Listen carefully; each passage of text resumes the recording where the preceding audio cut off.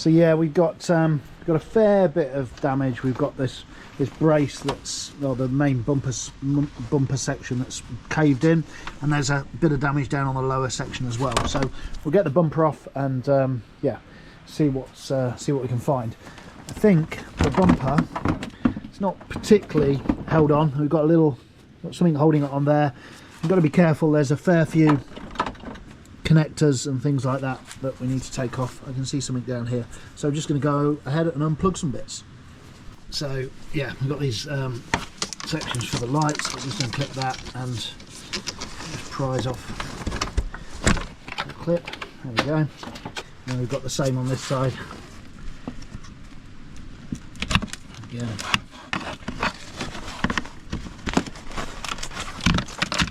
There we go. We've got a connector down here that connects the whole of that front bumper loom on. Start pulling the mount off. There we go.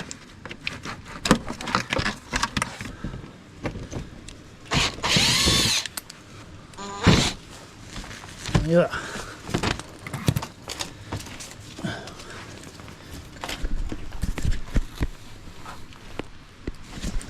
Okay, and then on this side, well, I've got a cable tie.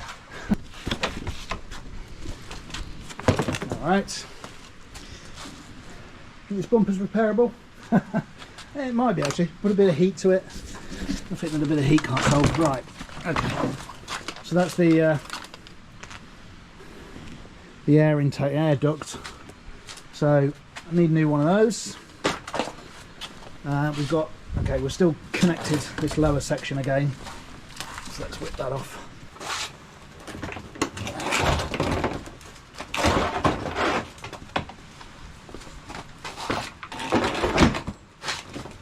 So yeah, so we just need to remove the horn.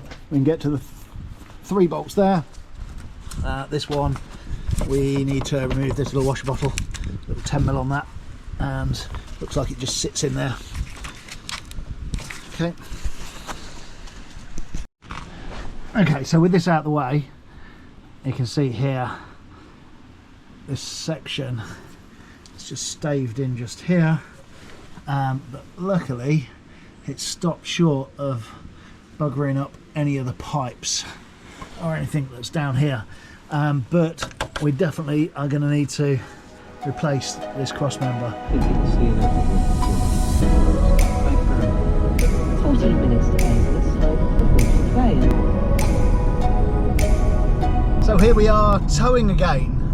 This time on the trailer I have a Renault ZOE in white. Deja vu? Yeah.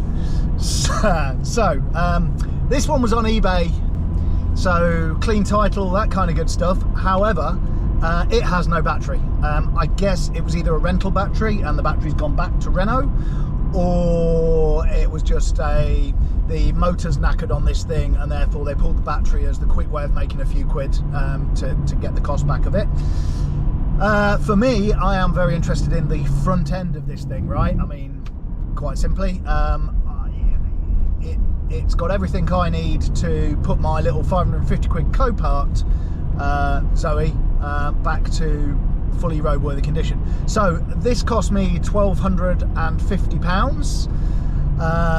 I shall swap front ends on it, quite simply, and bolt this front end onto the working ZOE, and then with this one stuck back together in basic form, I shall sell it sell it again as spares and repairs. We'll see what we make for this one, and I'm going to hang on to the other little electric one, and obviously whatever I can recoup of the 1250, then we are all good. So why spend another £1,250 having spent £550? Well, a good question that the wife asked, because suddenly this is not a cheap car, right? 1250 plus 550. You can go out and buy one of these for similar sort of money. Well, kind of. When I price up like a bonnet, 200 quid, a bumper, 150, 200 quid. Headlights, 100 quid a piece. Radiator pack, 250 quid. Very quickly, subframes, reinforcement bar, lower reinforcement bar, etc, etc. Very, very quickly, you end up at around 700-800 quid.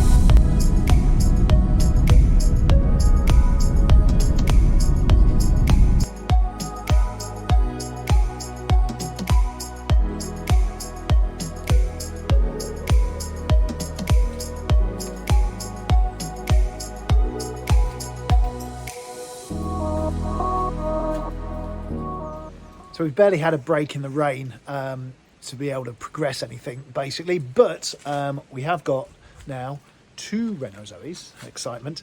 So this one, motor looks thus. This one, quite different, right? So I think this one is a bit more powerful, maybe something like that. Now, issue with that is going to be, I wonder what differs. I think I'm good with all the bodywork, right? The bodywork of these things, the sort of structural pieces, they're going to be the same, so no issue there. What I'm concerned about is, as we've been looking a bit closer, you can see down here, if we look at this AC pipe. This is no good. That is not happy. So, and there is, I should have, the obvious thing to check was to just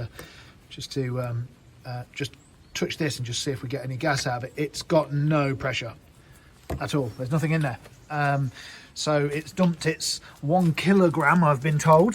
So thanks for that, Simon, of AC has been dumped. We need AC on this thing because the AC is going to be cooling the battery, right? So, yeah, so, got a battery, it's got a bit of charge in it.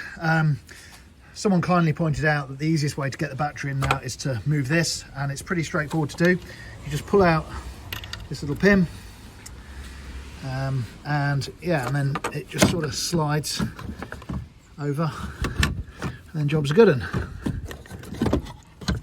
And now you've got a little bit more room to get the battery in. So there we go.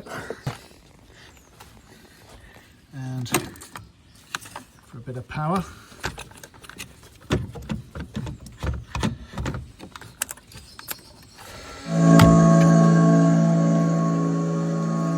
dramatic. Wow.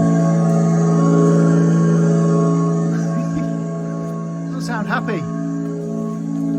See what's going on inside.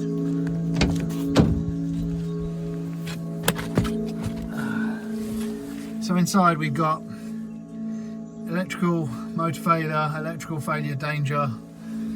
TomTom's doing its power up thing. Let's pop the key in the ignition.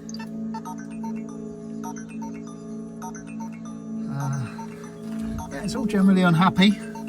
Let's plug in the OBD, onboard diagnostics, not ODBC. Nothing to do with databases, right? So usual thing. Get it to have a little look for the vehicle. There we go, got a Zoe, and let's do a health report.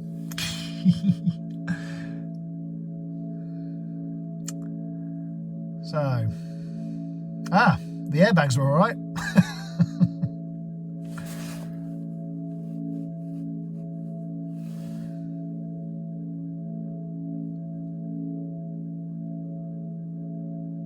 BMS not equipped.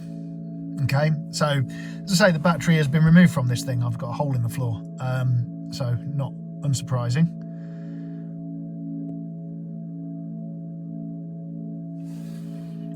So I'm just interested to see if we've got anything.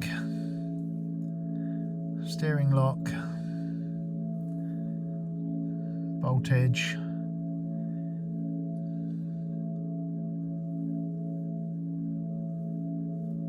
It's interesting to see if we've got any errors at all.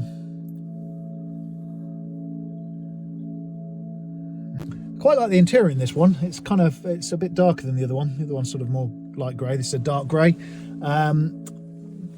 But yeah, it stopped doing the buzzing outside, so that's cool. So I'm hoping for a stint of better weather here in North Devon so that I can start messing around with the front end and doing a bit of a swap. We've still got to work out whether these air conditioning pipes on this new car are going to work on the other car, or whether I'm going to have to buy the AC pipes. I'd rather not, but there we go.